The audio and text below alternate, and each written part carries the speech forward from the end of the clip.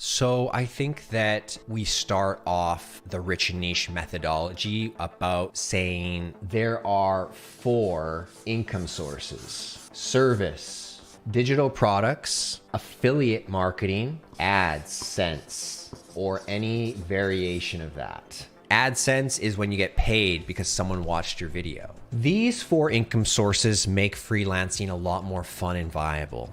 Because if you just have to rely on your service, you could go cold. The market could go cold. You would lose control. You wouldn't no longer necessarily have the power, the leverage, the money, the cash flow. And that's just the way the world is. It's volatile at times, right? And I think we've seen that in the last decade, is that things can shift, money can change, the value of money can change, the value of time can change. So how do we protect ourselves against that? Because I think this isn't a course about how to be a marketer. It's how to be a freelance marketer. And that means you're all by yourself. And this is a harder question to answer. And so we recommend that you turn your SOP, okay? You know what an SOP is? It's what you do for your clients. Let's say they say, I want a video. Well, you're gonna follow a checklist. You're gonna have a framework that you follow, right? So those SOPs can somehow be digital products, right? Whether you offer a checklist for a very small amount, even just a lead,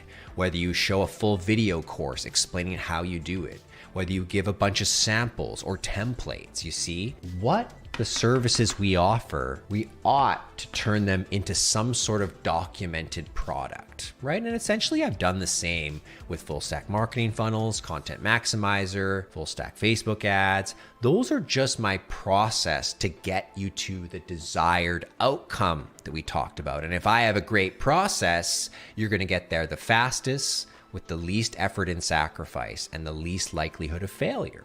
So if you think you're really good at some of these services, turn it into an Etsy template, turn it into a video online course. You can even do an audio course or a text-based course. You do not have to get into video. Affiliate marketing, that's a great one.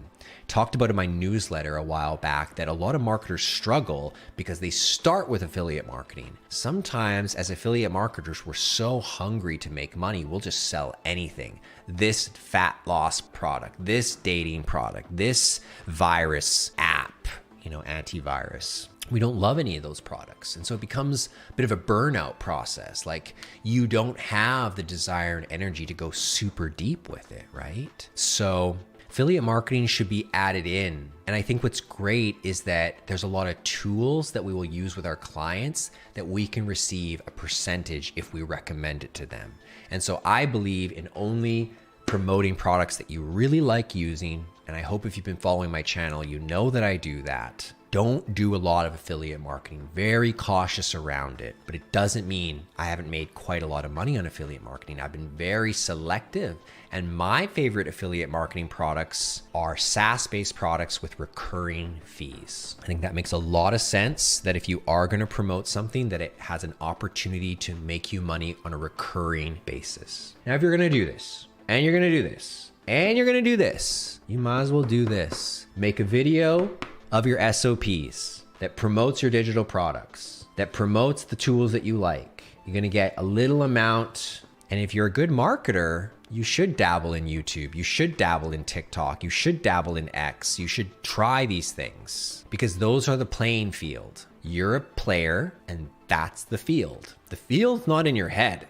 You aren't playing in your head. Technically, you're not even practicing. You're thinking, which is nice way to start, not gonna get you that far. So we don't really at Rich+Niche say there's only one proven method and there's only one way. Because if we're gonna be ikigai oriented, where we say, look, every person's different, each person's gonna be different about what they're good at and what they like, we say learn a full stack of skills, develop your favorites, understand what you're the best at, maybe lean into that, but don't forget that you have different avenues to success. All of these can become singular successes. Why are they here? Why is there 4? Why these 4? I mean, you want to get into service, but how long will it take you to find a client? Your first client could take 3 to 6 to 12 months because you're lacking something somewhere. So we want you to be able to train up and enter some of these other things. And we want you to be future-proof, resilient, solid as things shift and change, because I think that you can't get into something future-proof if it never changes, right? Like, it will just be non-existent after a while.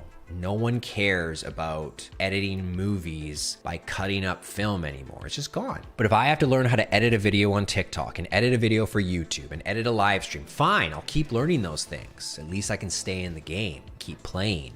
Okay, so the first part of the methodology that the Rich and Niche community approaches is full stack is the best way. 4 income sources are available. And now what you just heard earlier is we're moving into this one-person marketing agency concept that's a subscription-based model where you offer a menu of services so you can take advantage of the full stack and your clients can choose what they need one at a time. And that allows your clients to have a one-stop shop, single point of focus, single point of contact. They do seem to like that. I just signed a new $5,000 a month client, my second OPMA client in 2.5 months since I got back after having my 2 kids, which I've been kind of on a chill mode for a while. I'm pretty back into it these days, but no contract. Closed within 48 hours with a basic Keynote slide deck. All it said was $5,000 a month, unlimited requests, single track, one focus at a time. It's very simple, and I'll release that eventually to my members, of course. That stuff's pretty private, but we give our members a lot of my insider information, tools, templates. So we came up with this new model that's subscription-based that you can just cancel anytime, but you pay up front, so you don't need a contract. Some projects should have a contract because they're long. And so if you can convince your client to use a subscription model and that you're gonna get to everything in good time, that's great. Some clients are gonna say, I just don't believe you. And I think at month 4, 5, and 6, you're not gonna be doing anything. And I bet that happens too. That could happen to anyone. But the client should just pause or cancel if that's the case. It should be no hard feelings. Because a lot of businesses do seasonal marketing as well. They don't need you year round. They can still be your client. But if you have a contract, that's something that isn't overly complicated. It should say the goal of the project and exactly what you're gonna do, how long it takes, and how much it costs. As far as like the extra contract terms and legalese, like go to like Panda Docs or something like that. They have a bunch of templates inside. Then run it through ChatGPT and say, does this look like a good contract? I'll tell you, I never once had a contractual issue. Nothing ever serious. Nothing. Maybe once a client was like, oh, did we get this? And I explained to them why they got it. They didn't realize they had it. We had a slight disagreement on what it means to be optimized, I guess. So I'm not going to worry about too much about contracts. I don't see that as the future to be working that way, but certainly some people are going to be doing that. But I think what you have to understand is that when you're a freelancer, you're the business. People kind of get that. They're working directly with you. When you're like a scalable agency, there's a disconnect between the owner, the sales, and the client and the delivery team. And so it's easy to lack trust there. And I think because the freelancer only needs a few clients, they should be more thoughtful about how do I spend the most time with my clients so I can receive the most money and spend the least time doing things that brings no one value. Not to say a contract doesn't bring value. I mean, technically it doesn't. It only provides guidance around issue problems, things that come up. But yeah, contracts isn't something we really want to spend a lot of time with as a freelancer because we're not a big business. We're one person. So we want to really limit those things. And I think what's so exciting is that I found a vehicle where you truly can do that. And I've been doing that. I told all of my clients, cancel anytime. I do not want to work for you if you don't want me to work for you. Simple as that. Because when you're in your ikigai, that's not going to be a part of that, right? So the first thing I would recommend to anyone here is to promise people a website in 1 month or less. You didn't mention that, you mentioned 8 weeks for SEO, but I think it's really viable now that you can complete a great website under 5 pages within a month and do all the work required for it. Yes, that can be intensive for people who are a bit newer, but I do think that's where the industry is kind of honing in on, especially with all the great templates available now. It shouldn't take you too long to whip up a website anymore. Sure, to make it pixel pencil perfect, to get all the words right, to get the colors and fonts all in order. Yes, it's not a one-day job, but yeah, so that's one thing. If you're going OPMA, you can tell people, look, I work fast, you're gonna be happy, and in the very first month, I guarantee your website's done. And I won't even charge you for your second month until your website's done. That's a strategic offer because people feel like, oh, how long is this gonna take till I'm gonna see results, right? So if you're gonna charge $2,500, $3,000, $5,000,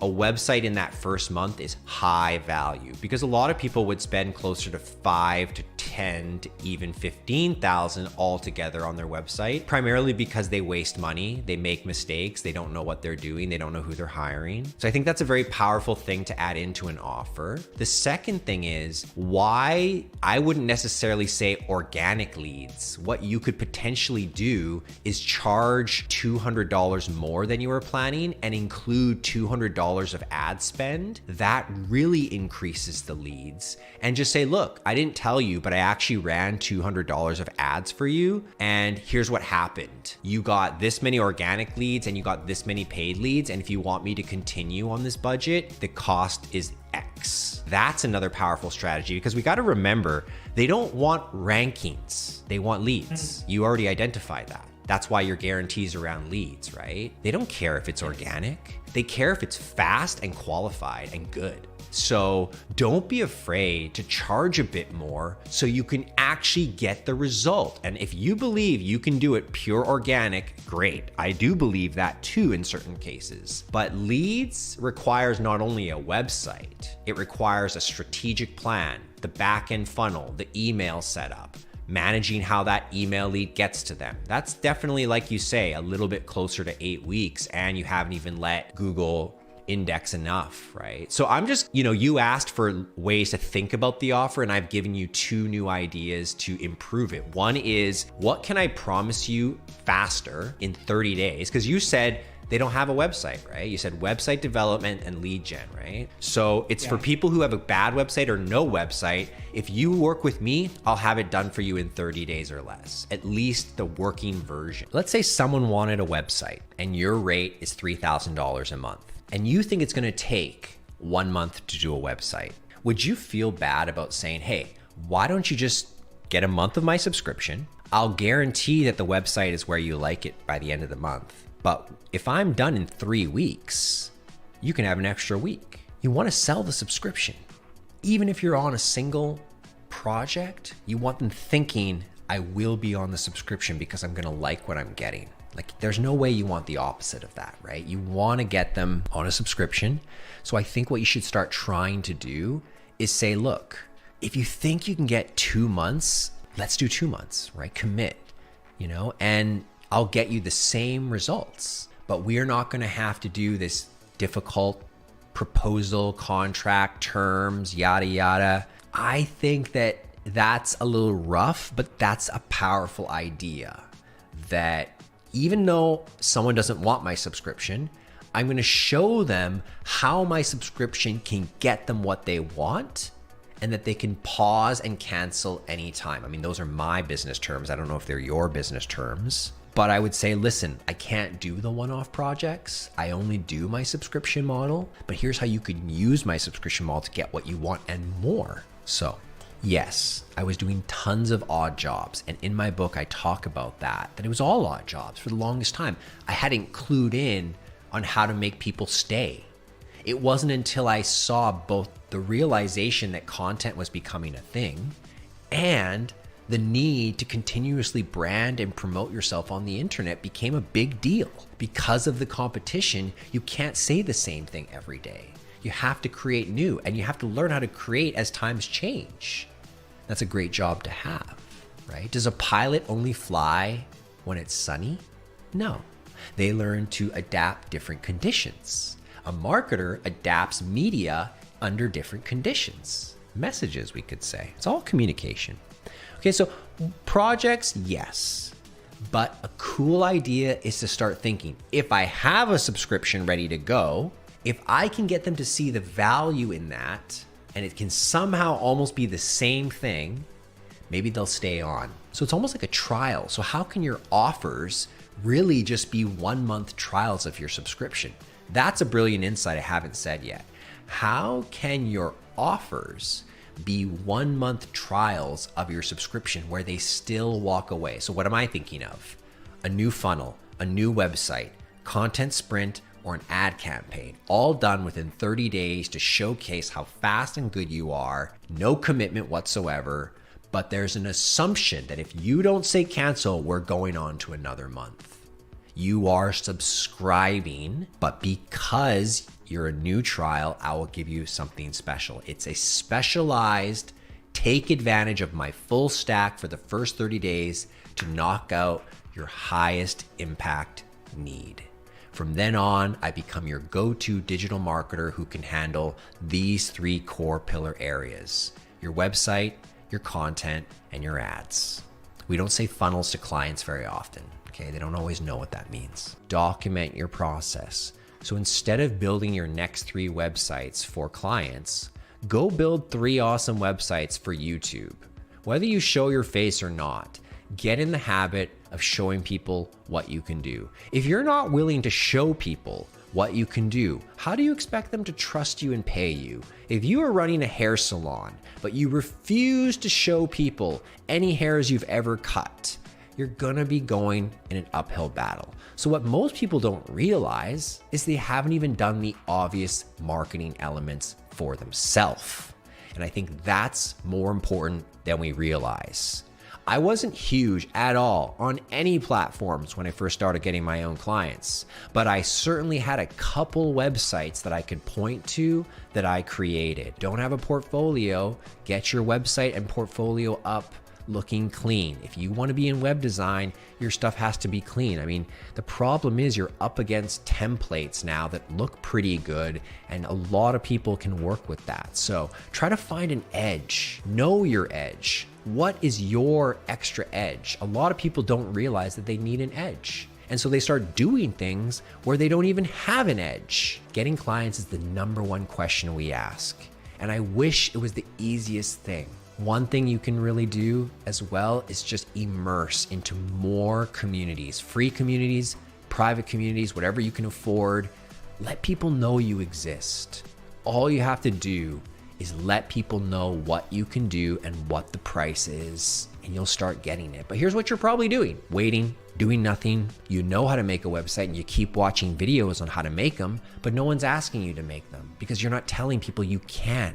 I highly doubt your website is where it should be. So I'm sending you on a mission.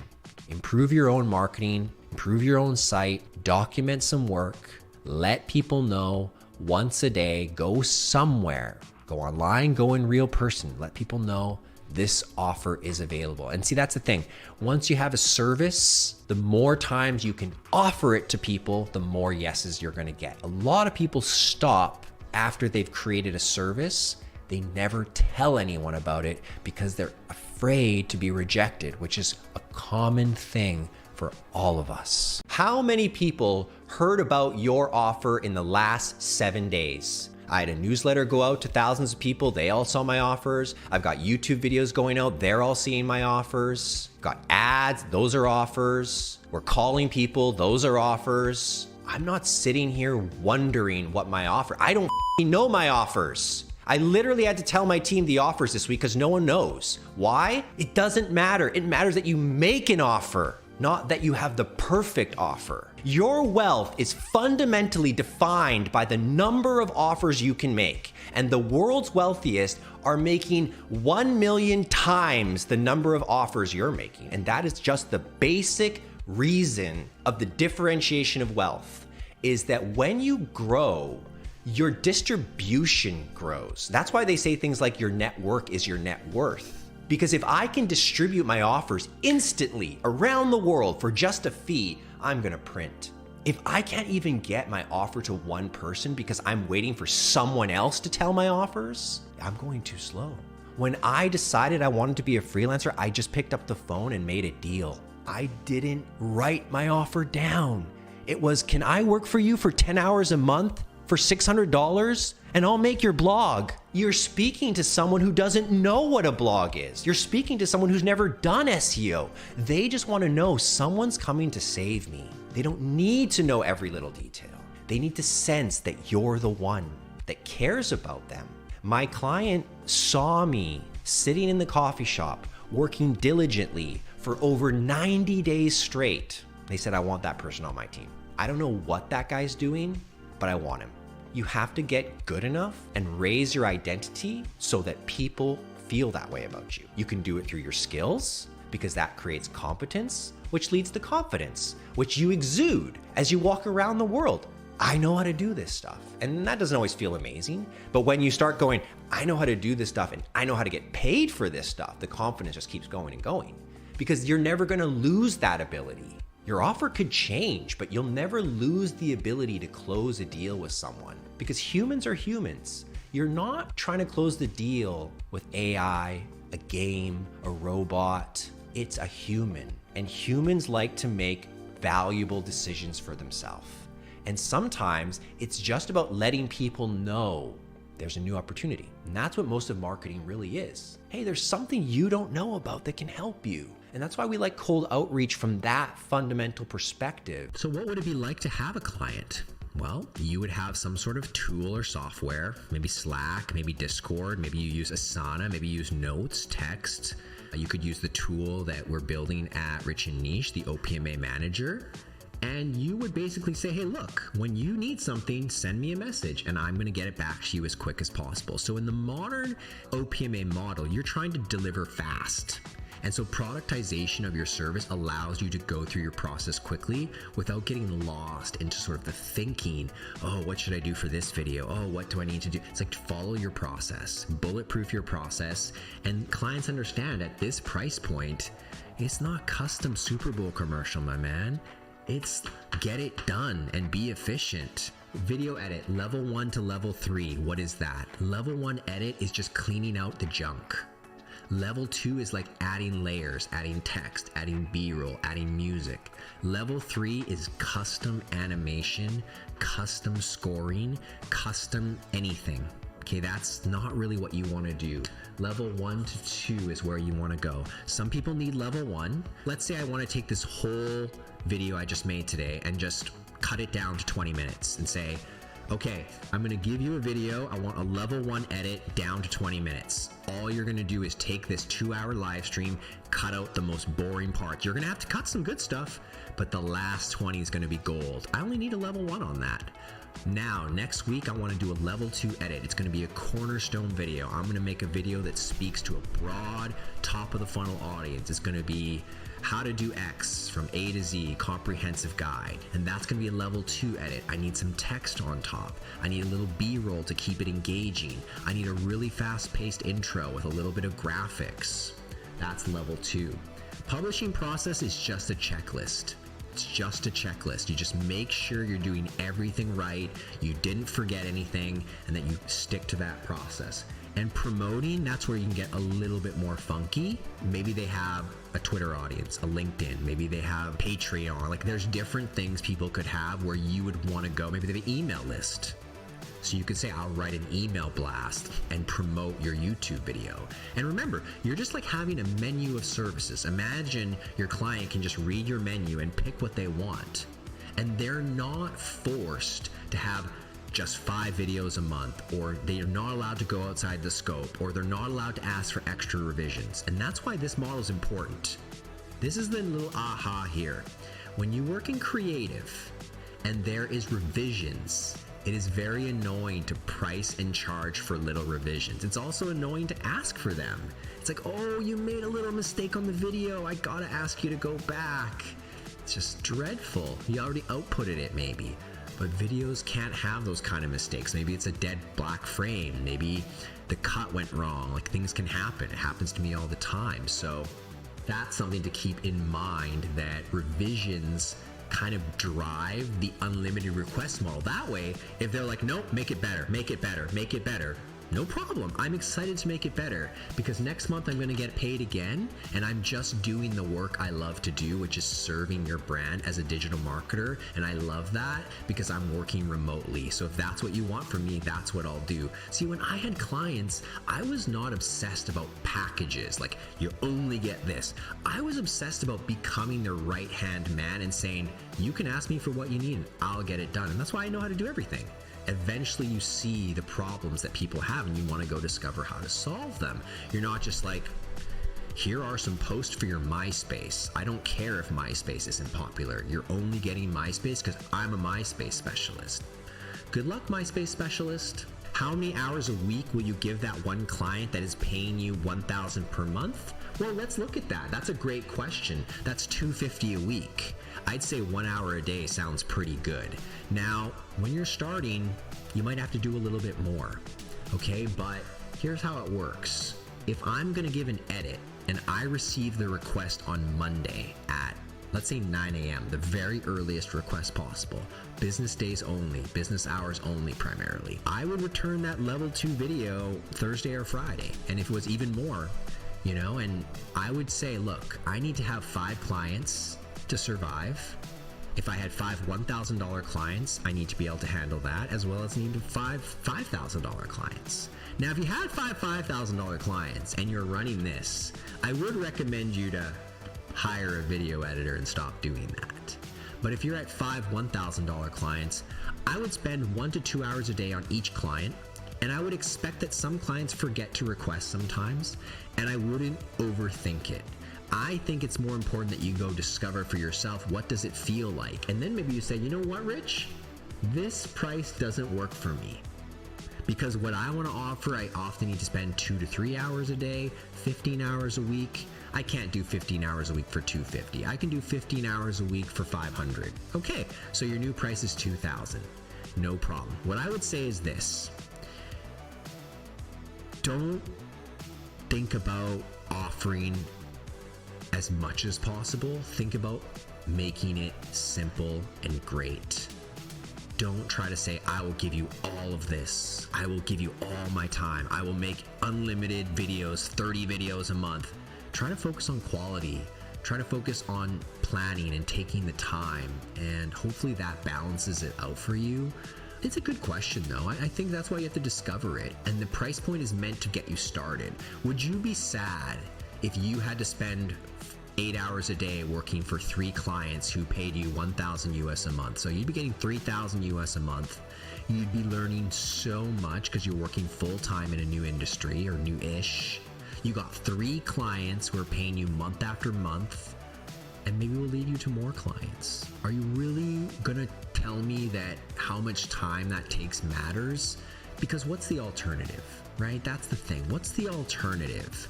You have to say at some point, you know what, like, I'm not worried about the hours. I'm worried about where I'm doing those hours. You know, do I have access to clean water? Do I have access to high quality foods where I'm doing the work?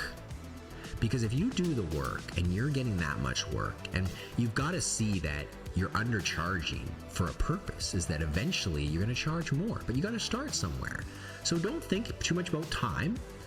Set it rationally, try to calculate the math, but at the beginning, it doesn't matter. At the beginning, you need to get the experience. And if it's not working, the great thing about the model we talk about, OPMA, is nobody is locked in.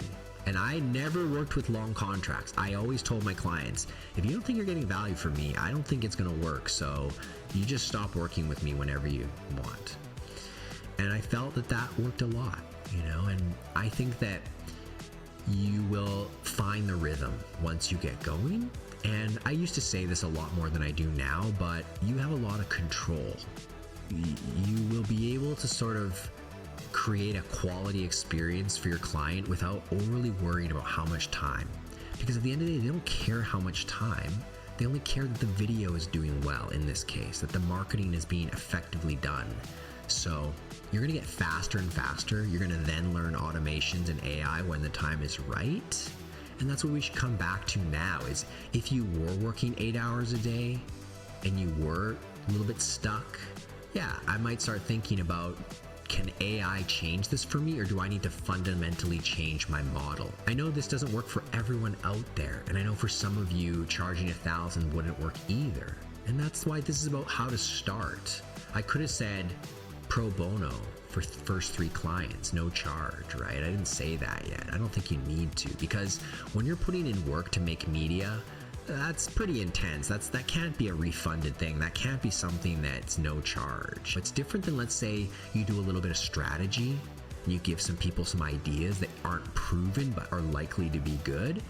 That makes a little bit more sense that if it didn't work, maybe you wouldn't charge, right? But if you had to go do the edits, do the revisions, and what they were telling you to do, and it didn't work, that's ultimately not your fault. And that's the thing, is you aren't making the video, they're making the video. You're making the video better, you're helping the video get views, but you didn't actually make it. And so I think at this level, when you're starting out, your clients aren't gonna have the high expectations. Go look at what some other video editing companies are doing, and you'll see the price points are quite a lot higher. You need a broader set of skills, right? A lot of people try to tell you pick one niche, one skill. Yeah, that's good. That's good. Except that a lot of other people can learn that and outcompete you, right?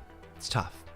When you have multiple skills, the good thing for the independent earner, the remote capable earner, you don't want to be doing sales all the time. You don't want to be having to sell all the time. You want to be able to offer your full set of skills for the full client at all times within reason. You don't want to be overburdened, and they shouldn't be undervalued or under rewarded for investing in your services, right? It's got to be a balance. You might have to hustle on this first client. Speed is going to count for a lot. So what did I do for this client? Here's what the client would ask me to do. This is what it would sound like. I'm going to just read you the requests that they would make for me, okay? Hey, Rich, I'm going to do this webinar. Help me set up some emails. I'll look at them afterwards and we'll tweak them together. Rich, I think we need to improve the web page, update it for the new offer. Can you handle it? WordPress. Rich, the webinar is going live in 2 weeks. I think I'm going to do a Facebook ad. Help me make this video look a bit better, clean it up. Let's get an ad going. Boom. One request after another. Hey, if he wants to make multiple requests, that's fine, but let's do it one at a time, right? You're rarely trying to do exact same time. It's always one at a time. Keep that clear.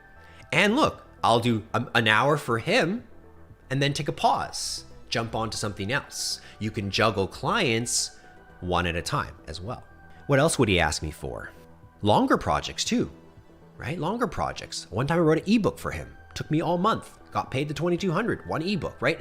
He didn't look at it like I need to itemize every single cost. He looked at it like, wow, I don't have to go to Upwork for every request. I don't have to hire 3 different people. I don't have to think. This guy knows marketing better than me. His templates look better than me, and he can integrate my brand. What more can I ask for? I have an executive marketing capable virtual assistant. I am a CEO, and my right-hand man makes me popular on the internet. His best YouTube videos edited by me.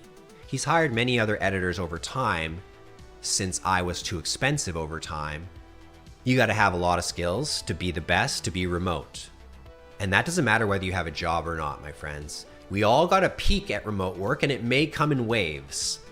But to earn remote work year-round and be confident and sustainable, you gotta be great. I will lead you to greatness, though. I will tell you everything that's required to become great. You just have to absorb all the videos. It's all there now.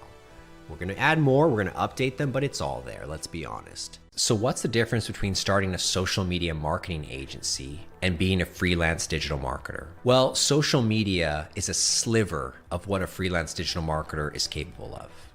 As I was suggesting with the 3 pillars, social media would really only fall into one of the 3 pillars. So that's the obvious difference. The freelancer is like the house builder.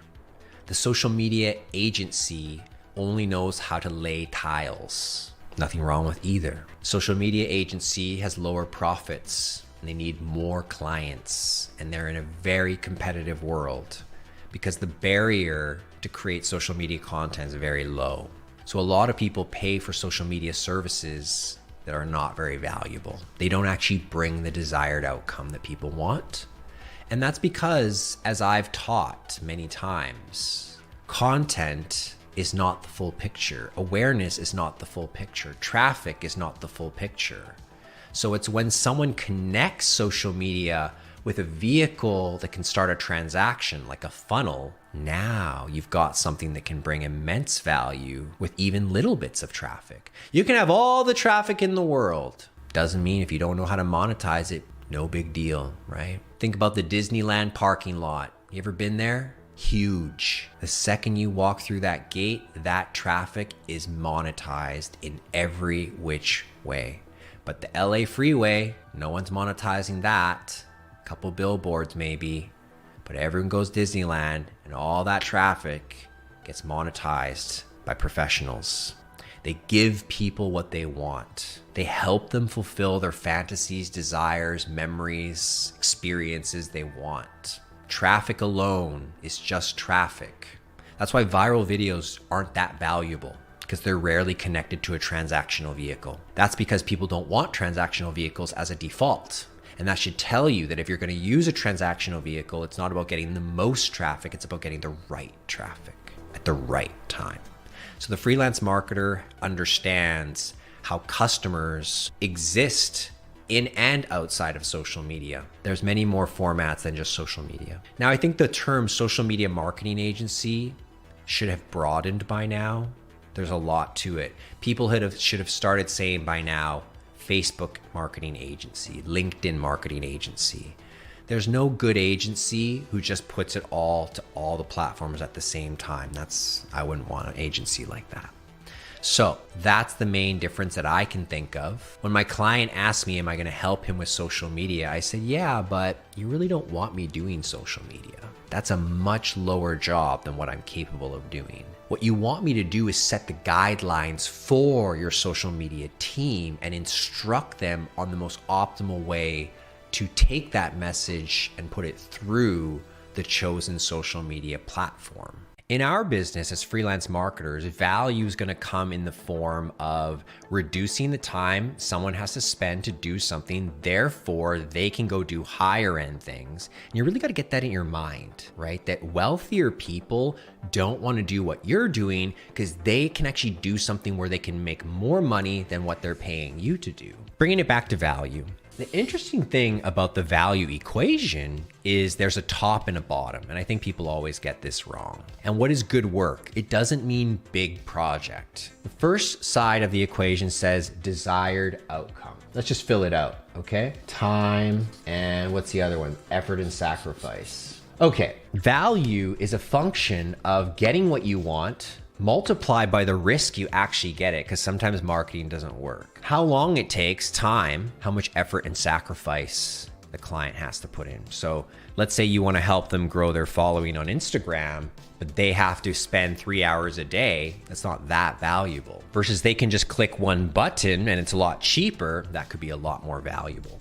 So the number one mistake that most freelancers don't clue in on is getting the denominator of the equation to 0. And that makes value infinite, right? If we have 1 over 0 or 20 over, let's say 1, or even 100 over 4, you can see that when the denominator is low, value is high. And in this case, when denominator is 0, value is infinite because this is actually undefined.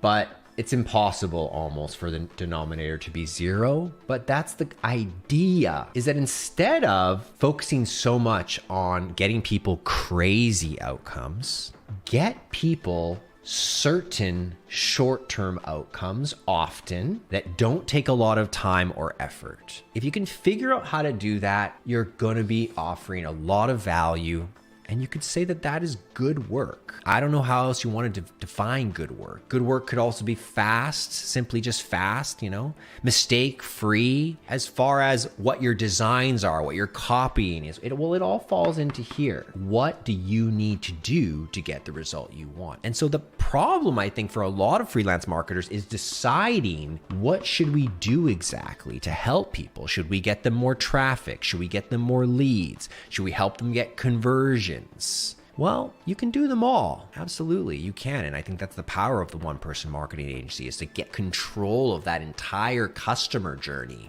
But I also think for a lot of new people, you might want to just focus on one thing for a while. And I have lately been telling people, have your one-person marketing agency subscription price ready to go, whether that's $1,000, $2,000, $3,000, $4,000, $5,000 a month. But also work to develop some unique offers yourself, whether it be like some sort of content sprint, whether it be a brand new lead magnet funnel, whether it be a quiz funnel, whether it be a VSL or a special video. Those types of offers can get certain people excited, which would then get them to know about your subscription model. So instead of getting married right away, try to go on one date. Okay, this is a bit complicated for some people. Not everyone's ready to understand value. You know, you've heard maybe in the last 10 years, bring value, bring value. What does that mean? People didn't know. And then a lot of times people would say, oh, it just means like making content that's really useful. And that is true. But when you're in a service, you don't just make content. You actually have to create value. If you want to be paid month after month, you want to create value month after month. So, you know, even if you don't think about this equation as a one-time offer or one-time product or service, let's think about this equation as, why would my client stay with me? Because I'm bringing value. How do I get that to happen? Well, save them tons of time, reduce all their effort and sacrifices, do things that are low risk, and as much as you can, work towards the outcome. The good news about marketing, I would say, is that the outcome, it's on a spectrum. And as long as it's going in a positive route, you're probably going to feel like you're bringing value. But if you're slow, if you require a lot of help from your client, if you're risky, of course, you really have to nail the desired outcome. I think that the idea is to put less emphasis on the outcome and more emphasis on time savings. Now, before I go on, I want to mention a few more skills that I didn't bring up earlier that you might be thinking about. And this will help you deliver good work. And that's what I call Gravitas. Let's talk about Gravitas just quickly. I mean, I don't talk about it a lot, but Gravitas is a set of skills plus EQ plus communication. It's not easy to explain. It's sort of what you develop as a professional. And so for me, after I got into freelancing, I developed my Gravitas and I became better at everything. I said, everything's a presentation. How do I make my YouTube videos better? How do I make my Zoom calls better? How do I make my work better? How does everything present better, right? Just thinking that way. And, you know, I developed a lot of strong, what I would call client communication skills. And I think that's one of the things that I've provided that I don't think very many other people in this planet have tried or can. You know, if you join my products, you can listen to my actual client calls, which is pretty unique. And I think you'll see there that you have to develop a bit of a professional range that includes like advisory, that includes question asking, but also includes boundary setting and vision and, you know, all these things, right? Consulting and just the complexities of business. So I think that that is something you don't need as a freelancer, but will very quickly set you apart if you can be thinking that way and say, okay, look, I'm not going to master this. This takes a lifetime to become great, but I'm going to be aware that paying attention to how I present, paying attention to how I ask questions, paying attention to how I speak, it's all very important. And that if we want to get a lot more confidence, if we want to get a lot more authority, that these things are going to be as important as well. So building skills creates what's called competence. You can competently build a website. You can competently edit a video. You can competently write a landing page copy. When you can competently do something, you will naturally have confidence. So people are like, how do you get confident? How do I build confidence? Well, you build your competence. And that's why we say skills, skills, skills. Once you have those skills, you're kind of matching 10% of other people. If you want to be up to the top 1%, then it's all about professionalism. Because believe it or not, even you want to work remotely, even you don't want to have an office, you want to be a one-person agency, you still must be a professional. And that doesn't mean being strict and flat and boring. It just means that people understand that they're safe working with you, that the way you do things, that even if things aren't going well, the way you communicate, the way you handle them, it's going to be an important thing. I'd say on top of that, adding in personal discipline, that's going to be important. Raising your standards, that's part of becoming a freelancer. Yeah, I'd say that that's a little bit better picture of what it's going to take if you are at absolute zero today and you want to become a digital marketing hero one day. Yeah. The 3 pillar skills, which is going to be a quest in its own right, a journey, as I like to say. To learn funnels is multifaceted. You're going to read a couple books. You're going to want to build a couple sites and pages. You're going to learn a couple tools, watch some courses. It's not just a one night thing,